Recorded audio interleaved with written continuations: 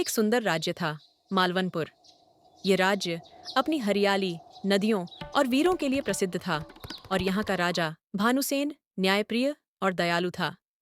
उसकी सीमाओं की रक्षा करता था एक जवान और नेक दिल योद्धा, वीरेंद्र, जिसे सब प्यार से वीर कहते थे।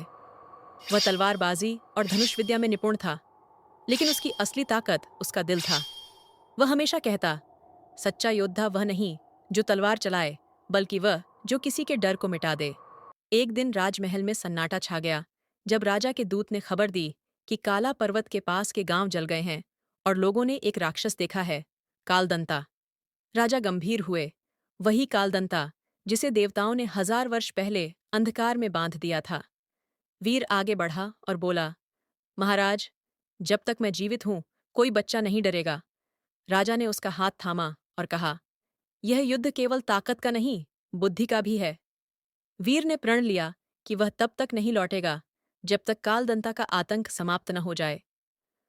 सुबह की पहली किरण के साथ वह अपने सफेद घोड़े चंपा पर सवार होकर निकला, सूर्य चिन्ह वाला कवच पहने और कमर में चमकती तलवार प्रभा शक्ति लिए।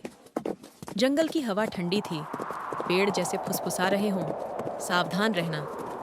रास्ते में एक बूढ़ा लकड़हारा मिला जिसने कहा, बेटा उस दिशा में मत जाना, वहाँ अंधकार का तालाब है, जो गया वह कभी लौटा नहीं। वीर मुस्कुराया, अगर मैं नहीं जाऊंगा तो जो वहाँ फंसे हैं उन्हें कौन बचाएगा। घने जंगल में वह पहुंचा जहाँ राख और धुआं फैला था, बीच में एक काला तालाब। अचानक बिजली चमकी, धरती कांपी और तालाब से निकली एक विशाल आकृति, कालदंता। वह गरजा, कौन है जो मेरी नींद तोड़ने आया है। वीर ने निर्भीक होकर कहा, मैं वीरेंद्र हूँ, मालवनपुर का योद्धा। तू निर्दोषों को क्यों डराता है। राक्षस हंसा, अब मैं इस दुनिया पर राज करूंगा।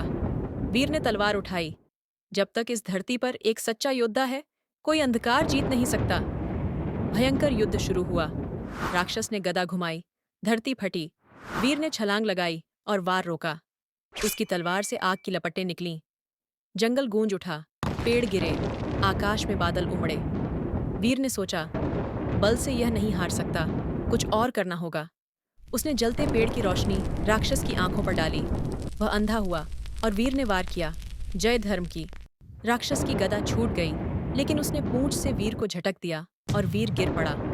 वह घायल था, पर उसकी आंखों में डर नहीं था। उसने आसमान की ओर देखा और कहा, हे सूर्यदेव, यदि मेरी नीयत सच्ची है तो मुझे शक्ति दो। वीर ने तलवार उठाई, वह सूर्य जैसी चमक रही थी। राक्षस चिल्लाया, ये प्रकाश मुझे जला रहा है। वीर बोला, ये प्रकाश नहीं, सच्चाई है कालदंता। उसने वार किया, धरती कांपी, तालाब उबल पड़ा और हवा में शांति छा गई। युद्ध का पहला चरण समाप्त हुआ, लेकिन वीर जानता था, यह अंत नहीं, बस शुरुआत है।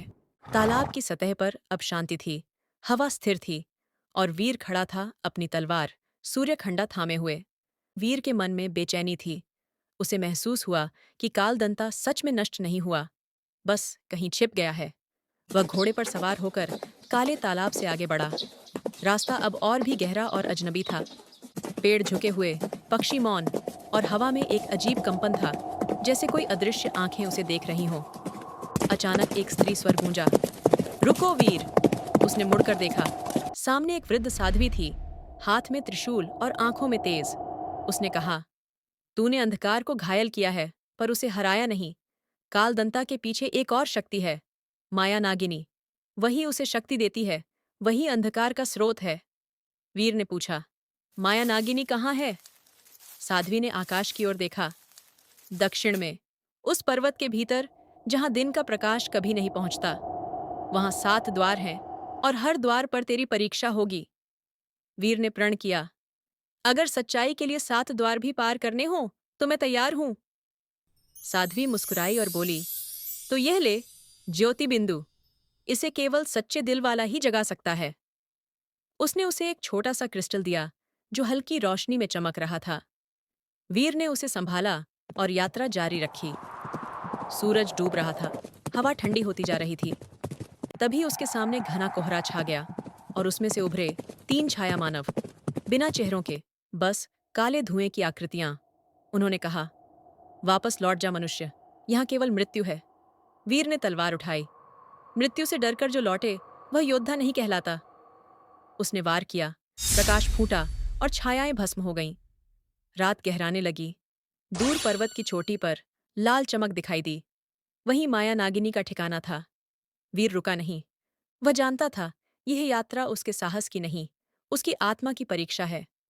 जैसे जैसे वह आगे बढ़ा, हर कदम पर उसे अपनी माँ की बातें याद आईं। वीर, सबसे बड़ी जीत अपने डर पर होती है। पर्वत के पहले द्वार पर वह पहुंचा। वहां शिलालेख पर लिखा था, जो सत्य से मुंह मोड़ेगा अंधकार में खो जाएगा। वीर ने गहरी सांस ली, तलवार थामी और बोला, सत्य ही मेरा मार्ग है। द्वार धीरे धीरे खुला। अंदर से ठंडी हवा आई और अंधकार ने उसे अपने भीतर खींच लिया। सूरज धीरे धीरे उग रहा था और उसकी सुनहरी किरणों ने मालवनपुर के महलों को रोशन कर दिया। राज्य के लोग कई दिनों से चिंता में थे कि क्या वीर जीवित लौटेगा। मंदिरों में दीप जल रहे थे, हर घर में प्रार्थना थी और सबकी निगाहें नगरद्वार की ओर थीं। तभी घोड़ी छंपा की टापों की आवाज गूंजी और लोग दौड़ पड़े। वीर लौट आया। राजा भानुसेन स्वयं द्वार पर पहुंचे। वीर ने झुककर प्रणाम किया और बोला, महाराज, राक्षस कालदंता अब नहीं रहा। वह अपने असली रूप में लौट आया है, एक साधु के रूप में। राजा ने आश्चर्य से पूछा, तूने उसे मारा नहीं? वीर मुस्कुराया, नहीं महाराज, मैंने उसे समझाया। मैंने जाना कि जब तक हम दूसरों के भीतर का प्रकाश नहीं देखते, तब तक कोई युद्ध सच में खत्म नहीं होता। राजा की आंखें गर्व से चमक उठीं। उन्होंने घोषणा की, आज से वीरेंद्र न केवल राज्य का सबसे बड़ा योद्धा है, बल्कि सच्चे धर्म का रक्षक भी है। ढोल नगाड़े बज उठे, फूलों की वर्षा हुई और पूरा राज्य जय वीरेंद्र के नारों से गूंज उठा। कुछ समय बाद वीर ने उस जगह पर, जहां कभी कालदंता का अंधकार फैला था, एक सुंदर बगीचा बनवाया। वहां उसने एक पत्थर रखा जिस पर लिखा था, ये वही भूमि है जहां एक राक्षस ने अच्छाई सीखी। लोग उसे शांतिकुंड कहने लगे। बच्चे वहां खेलने आते और वीर उन्हें कहानियां सुनाता। कैसे डर को जीतने के लिए साहस चाहिए और नफरत को मिटाने के लिए दया। ऐसी कहानियां सबसे पहले देखने के लिए वीडियो को लाइक और चैनल को सब्सक्राइब कर दीजिए। धन्यवाद।